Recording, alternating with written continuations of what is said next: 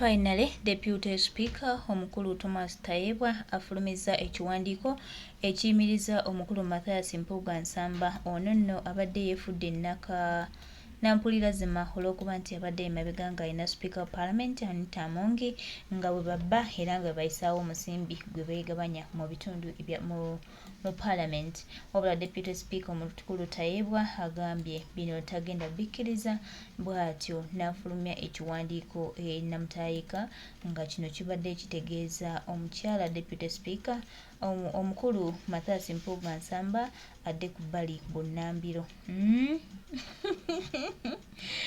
Fetugamba osanyu sanyu lyelyo etwasabirira nga ffe. Mathias Mpuuga Nsamba bamugambye adde ku bbali. Abadde alowooza ofiisi ya jjajjaawe, abadde alowooza ofiisi yagimaze. Muganda wange, mukwano gwange, ensonga yafuukidde ddala nzibu. Abantu bakooye embeera embi, abantu bakoowe, abantu bakoowe, abantu baagala nkyukakyuka. Kaakati gwe bw'oddaawo n'olowooza nti waliwo agenda okwegayirira, n'olowooza mbu nno Kyagulanyi Ssentamu Robert Bogwani mugenda kulya enguzi. Bannayuganda basanyuke, bannayuganda babanyumirwe, bannayuganda bakule batya. Ng'engero bajjukiza n'okubategeeza nti byonna mubikole, wabula ate mulina kye mutugamba. Tayebwa nno weebale, Tayebwa nno weebale. Tayebwa, Tayebwa, Tayebwa, Tayebwa, ensonga gitambuza ululululululu. Ekibiina munnange kye kibadde n'obuvunaanyizibwa obukuleeta nga Commissioner, ate era ekibiina kye kirina obuvunaanyizibwa okuggyawo ku bwa Commissioner. Kakati ekibiina kiba kisazeewo nti munnange genda wummula, tetuba na kyakukolera. Laba nno Mpuuga waatangalijja. Mpuuga tokkirizibwa kutangalijja. Naawe kimanye byonna bye mukoze, ebikolwa byonna bye mukoze mubadde musuubira ki era mubadde mulowooza ki. Mbadde mmanyi nti mugenda tukolangako ebikolobero, ffe tuddaawo tusirike tubike amaaso mwenge mubba omusimbi.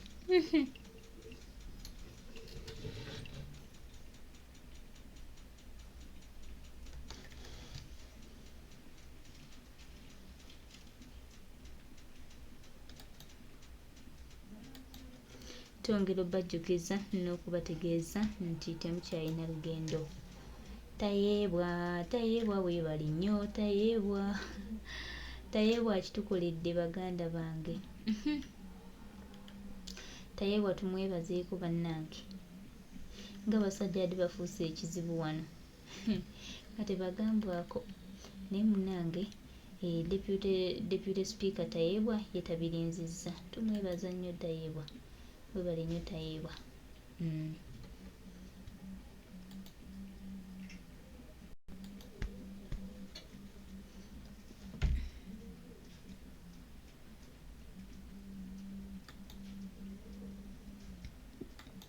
Kimu mu kamwa ke buli ddakiika ng'ayogera nti ayagala tuteese ne Museveni. Era Pulezidenti n'amugamba nti tasobola kuba kyaliwe ng'ateesezza oba ng'alowooza nti asobola okuba naye nga yayogera ne Museveni. N'akimwetondera era n'amugamba tekiriddamu. Ekirala, Abed Bwanika yali azze ewa Pulezidenti okumubuulira nti yali awandiise ebbaluwa esaba obwa sekretary, esaba obwa komishona mu Parliament, nti era naye yali azze okumusaba mu lwatu kuba yali amaze okuwandiikira Secretary General. Pulezidenti n'amugamba nti tebigabanyizibwa, tebasaba bisabe, naye ekibiina kituula ekisalawo obuweereza. Kakati omuntu oyo kyabwebuusa bw'abanga kituufu pasita, nga pasita yeekumye mutima agaana okubeera omugigi gw'abapasita aboogerebwako abali ab'obulimba.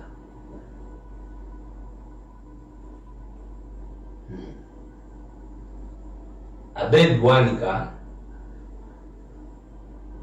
tetujja kumu. Abed Bwanika ye muntu eyasooka okuwandiika tulina buzibu wadde ne Besigye bwe yagenda mu kkooti. Ffenna akalulu ke tumanyi nti Besigye yali akawangudde. Abed Bwanika yakuba ekirayiro ekiraga kyakalulu Museveni yali akawangudde. kale kamazima n'abekanya. So Abedi Bwanika abadde ayambanga Gino Yoweri Kaguta Museveni ebbanga lyonna okuba mu kalulu ng'Omuganda aspoilinge opposition obululu bw'abantu abalala kubanga baali bamukwasa narrative y'ebyobulimi azze afuna ssente mu ngeri eyo ng'akolagana ne Nakyemalira Yoweri Kaguta Museveni. Neera twebaza olw'okujja kwa His Excellency Robert Kyagulanyi Ssentamu alaze ensi abantu bano bwe baali beekwese ku mazima ku musaayi gw'abantu naye nga malindirizi. Naye n'enkola ye ey'okukayanira ebifo tagitandise leero. In fact yali azze n'okwetondera, yali azze okuyabuuza, yali abuuza lwaki Mukaaku teyafuna kaadi. Naye ffenna tumanyi nti Mukaaku yazza emisango nga mukulembeze w'akakiiko ka byakulonda kati abamukubire Lubaga, kati abamukubire wa Lubaga. Kakati yoyo Abedi Bwanika bwe twali ejjinja, Abedi Bwanika yaleeta ekintu ky'ebiteeso ekyogamba nti buli omu alina interest wabeerewo okugabana. Era DP Union ejjinja lwe yakoma, DP Union ejjinja lyakola ki? Lwe yakoma. Kubanga bye baayogerako byalaga nti byali tebisobola kutuggusa. N'aba n'ekirala ekizibu nti lwaki Bobby yali amye Mabike kaadi ne bagiwa Nyeko. Ne Nyeko yali ku ground. Ate omuntu yenna bw'ayogera ku people power ne boogera ku kaadi, singa twali bakuwa kaadi nga tugabanga be mu Makindye kaadi etegenda bamabike lwakuba nti bo bakubi banduulu, bakubi bakerere, bo basanga baspoila. Gwe teweewuunya lwaki ebbanga lyonna bazzenga beegatta ku bantu Bannayuganda bagenda ne bakwata Bannayuganda batandika Ssebagala, abo abantu ne beeyunga ku Ssebagala paka ku ttaka. Besigye ne bamweyungako paka ku ttaka. Singa teyali w'amaanyi kusigala ng'ayimiridde, naye byonna baabikolera Bannayuganda mbimanyi. Bo buli kigezaawo okumuliruka Nakyemalira yali yabateekateeka ngeri gye yabateekamu endowooza segamba nti Bannayuganda nti bano bamulamwa bamuzinzi naye nga tebalinamu muzinzi wadde, baliira muli. Kubanga baludde wano ng'abantu babalaba tetugulira muli mu kizuula ddi tebalira muli. Anti kati n'ebikolwa byabe kati byongera okukakasa. Ate saagala ffe tubeere wano tugande gamba nti abantu tebaayogera, bantu baga nti abo babifo era ekibayombya biki bifo. Naye tubagamba tuli mu lutalo naye bo bayombera biki bifo. Gw'oyinza okuba nga oli MP n'owandiika ebbaluwa esaba oba komishoni oba wasoma, kale wadde yasoma byakujjanjaba mbizi kubanga bamuyita dokita abantu balowooza nti muyivu wa bitabo.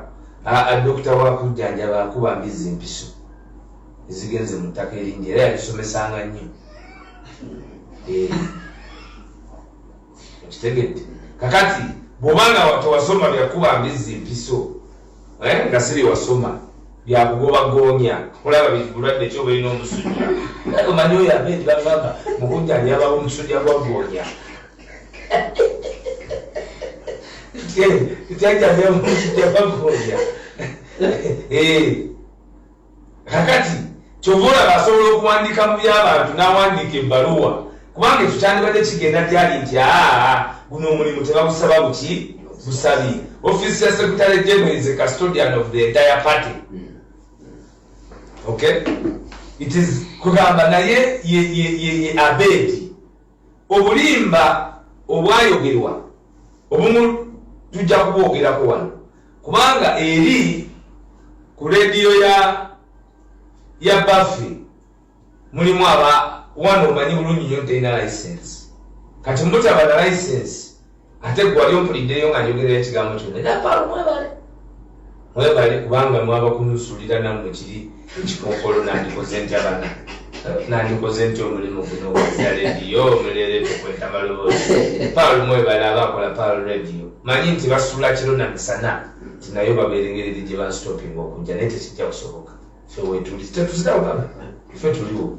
So n'agamba nti ekisiyaga ng'ekiruma neddi eri professional teyinaamu muntu yenna ayinza kuwa an alternative opinion. Fe wana abe n'abe mbaduka budusi si baduka kyatutandika nekyeyune ne baleeta omulala balina lwoya bwe bawaleetayo wano nti oyo anaawadde kunafuwa nti wano oyo nasobola yagwaka yenna leero bali omu nsi tebe weeri wano naye radio professionalism bwe babasomesa amawulire babagamba nti galina kubeera balanced. Naye radio y'obujjajja yaliko omusajja omukulu ali myaka 6 omusawo w'embizi ng'agamba nti NUP kibiina ky'abasiya nze nina empeta. Kale ye empeta esigiraba siyinzaga nti ngiraba wadde pasita manyi beekyusakyusa. N'agamba nti ate ye mwennyini ekibiina kiwadde $3,600,000 nga naye mwennyini mu mboozi gy'ali mu kunyumya ku leediyo eya Ssaabasajja Kabaka emboozi tewoomesa nakabululu be bagamba abo nti bayivu. Bagamba nti baki nti muyivu atasobola ate munaye bamukola bubi amala okwogera ku Saturday yayogera ku Lwokuna yasooka ku wundi ku front line oluzungu baba yasoma lwa bisolo byonka bine by'abantu bamuleke. So abantu abalina okumanya olukiiko kati leero olwa NUP era ababaka ne bavumirira nnyo enkola ya Bedi Bwanika ate era ne bategeezebwa ebigenda mu maaso mu ggwanga mu butongole era bali wamu n'ensonga z'ekibiina.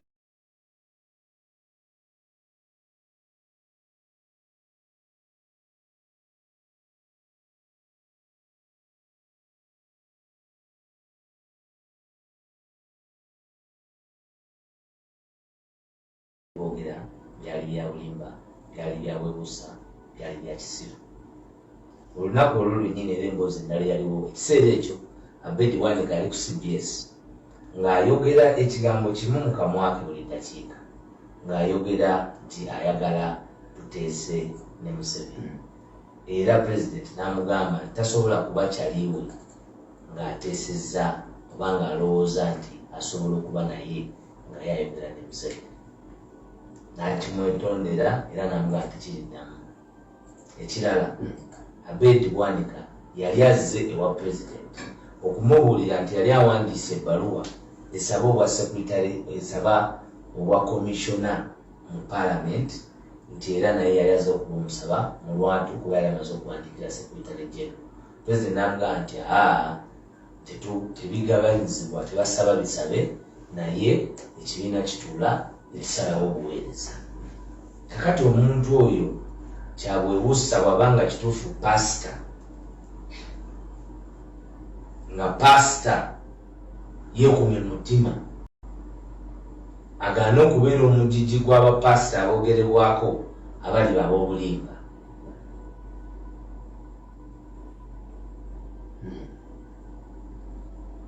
Bedi Bwanika tetujja kumu. Bedi Bwanika ye muntu eyasooka okuwandiika tulina buzibu wadde ne Besigye bwe yagenda mu kkooti. Ffenna akalulu ke tumanyi nti Besigye yali akawangudde. Bedi Bwanika yakuba ekirayiro ekiraga nti akalulu Museveni yali akaali kamazima n'abekadde. So Bedi Bwanika abadde ayambanga General Yoweri Kaguta Museveni ebbanga lyonna okuba mu kalulu ng'Omuganda aspoilinge opposition obululu bw'abantu abalala kubanga baali bamukwasa narrative y'ebyobulimi azze afuna ssente mu ngeri eyo ng'akolagana ne Nakyemalira Yoweri Kaguta Museveni. Neera twebaza olw'okujja kwa His Excellency Robert Kyagulanyi Ssentamu alaze ensi abantu bano bwe baali beekwese ku mazima ku musaayi gw'abantu naye nga malingirizi. Naye n'enkola ye ey'okukayanira ebifo tagitandise leero. In fact yali azze n'okwetondera, yali azze yali abuuza lwaki Mukaaku teyafuna kaadi. Naye ffenna tumanyi nti Mukaaku yazza emisango nga mukulembeze w'akakiiko ka byakulonda kati abamukubire Lubaga kati abamukubire wa Lubaga. Kakati yoyo Abedi Bwanika bwe twali ejjinja Abedi Bwanika yaleeta ekintu ky'ebiteeso ekyogamba nti buli omu alina interest wabeerewo okugabana era DP Union ejjinja lwe yakoma DP Union ejjinja lyakola ki lwe yakoma kubanga bye baayogerako byalaga nti byali tebisobola kutugusa n'aba n'ekirala ekizibu nti lwaki Bobby yali amye Mabike kaadi ne bagiwa Nyeko Nyeko yali ku ground ate omuntu yenna bw'ayogera ku people power ne boogera ku kaadi singa twali bakuwa kaadi nga tugabanga be mu makindye kaadi etegenda wa Mabike lwakuba nti bo bakubi banduulu bakubi bakerere bobasanga baspoira gwe teweewuunya lwaki ebbanga lyonna bazzenga beegatta ku bantu ku bannayuganda bagenda ne bakwata bannayuganda batandika Sebagala abo abantu ne beeyunga ku Sebagala paka ku ttaka Besigye ne bamweyungako paka ku ttaka singa teyali w'amaanyi kusigala ng'ayimiridde naye byonna baabikolera bannayuganda mbimanyi bo buli kigezaawo okumuiruka nakyemalira yali yabateekateeka engeri gye yabateekamu endowooza egamba nti bannayuganda nti bano bamulamwa bamuzinzi naye nga tebalinamu muzinzi wadde balira muli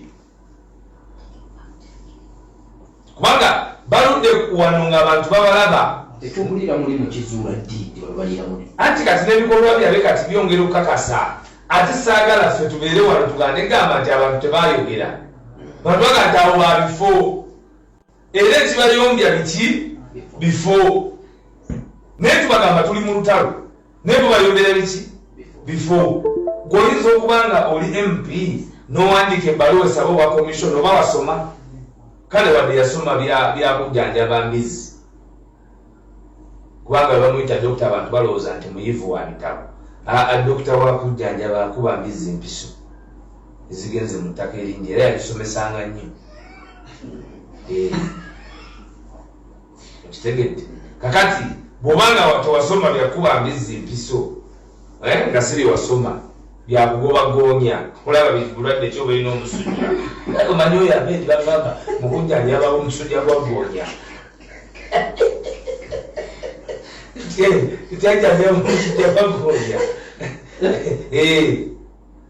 kakati kyova olaba asobola okuwandiika mu by'abantu n'awandiika ebbaluwa kubanga ekyo kyandibadde kigenda gyali nti guno omulimu tebagusaba buki busabi office ya secretary general is a custodian of the entire party okay it is kugamba naye ye Abedi obulimba obwayogerwa obumu tujja kubwogerako wano kubanga eri ku rediyo ya Buffy mulimu wano omanyi bulungi nnyo terina license kati mutaba na license ate gwali ompuliddeyo nga njogerera ekigambo kyonna napalo mwebale kubanga mwaba kunusulira nammwe kiri ekikonkolo nandikoze ntya bana nandikoze ntya omulimu guno ogwa rediyo omuleere tukwenta maloboozi Paul mwebale abakola Paul radio manyi nti basula kiro na misana nti nayo babeerengereri gye banstopinga okujja naye tekijja kusoboka ffe wetuli tetuzitawukama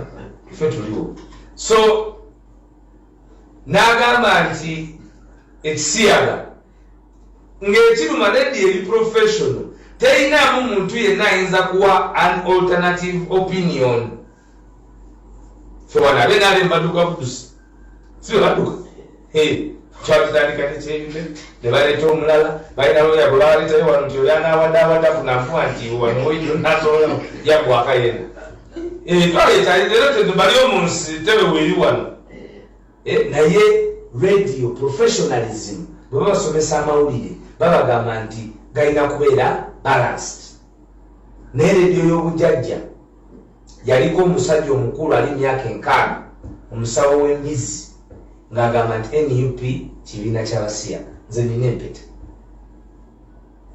kale ye olw'empeta yesigiraba siyinzaga nti ngiraba wadde pasita manyi beekyusakyusa n'agamba nti ate ye mwenyini ekibiina kiwadde $3.6 million nga naye munyini mu mboozi gyali mu kunyumya ku leediyo eya Ssaabasajja Kabaka, emboozi tewoomesa nakabululu, be bagamba abo nti bayivu, be bagamba nti bati nti muyivu, ate munaye bamukola bubi. Amala okwogera ku Saturday yayogera ku Lwokuna, yasooka ku bundi ku front line, oluzungu baba yasoma lwa bisolo byonka bine by'abantu bamuleke. So abantu abalina okumanya olukiiko kati leero olwa NUP era ababaka ne bavumirira nnyo enkola ya bed bwanika, ate era ne bategeezebwa ebigenda mu maaso mu ggwanga mu butongole, era bali wamu n'ensonga z'ekibiina.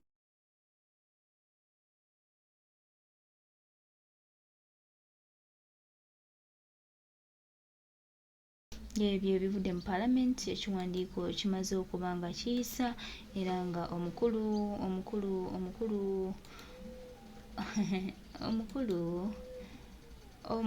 ani omukulu Mpuuga agenda kudda ebbali oba ayagala oba tayagala. Manyi beefula nnyo abategeera, beefula nnyo nti be balina sse era beefudde nnyo nti tebagambwako, naye bajja kutegeera lwampaka na ddembe.